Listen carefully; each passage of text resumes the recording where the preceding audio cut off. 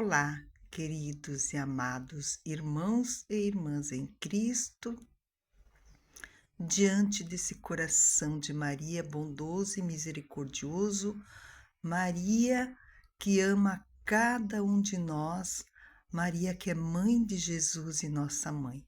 Neste dia nós te louvamos, ó Mãezinha, e pedimos que venha abençoar a cada um de nós, abençoar as nossas famílias, abençoar todos aqueles que sofrem. Mãe, entrega-nos ao teu Filho Jesus, porque só Jesus pode nos curar, nos libertar.